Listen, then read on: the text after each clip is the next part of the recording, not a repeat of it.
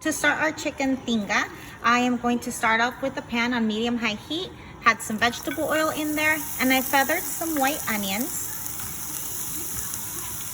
This is a major ingredient in tinga, and we are going to caramelize them. I had boiled some chicken breast in water with garlic and onion, and I have just pulled it apart with a fork, and this is what we're going to be adding to our onion once it is almost translucent. So for my tinga salsa, I have added 4 ounces, which is half of a tomato sauce can of tomato sauce. I have added 1.5 chile chipotles and some of the adobo sauce, and this is where it comes in right here, which gives a really nice flavor. A garlic tooth, and I'm gonna blend this all together. I also poured in a spoonful of chicken broth. Now if you don't have chicken broth, water is just fine, just to kind of thin it out and help the blending process. So after a few minutes on medium-high heat, this is what it's looking like.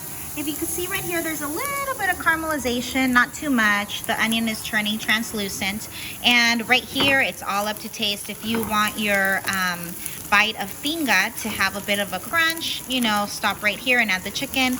If you want it to be more savory, maybe have the onion have a little bit more caramelization, then, you know, keep it going and then add your chicken. I think I'm gonna let mine rest just a little bit longer before adding my chicken. After about a minute, it is steaming now. It's nice and warm, if you guys can see that. There we go, all the steam. This is the point where I'm gonna add my chipotle sauce mixture. I'm gonna stir it in, making sure all chicken is coated. And if it's too thick on your end, add a little bit of water to thin it out. There we go.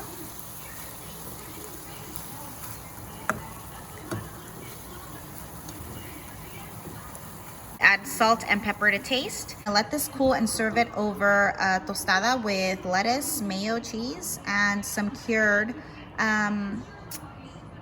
onions. Enjoy. Hi friends, I hope that you enjoyed the video on how to make that amazing tinga. We served it as a tostada. So the tostada, the tinga, the lettuce, we put a dollop of sour cream. Don't put cheese on it, forget that. And then those pickled onions, amazing. They're just pickled in, not in vinegar, just in lime juice. I have a video for that if you want to go ahead and watch it, and it was amazing. I hope everybody stays safe and try that recipe because it was totally worth it. Bye.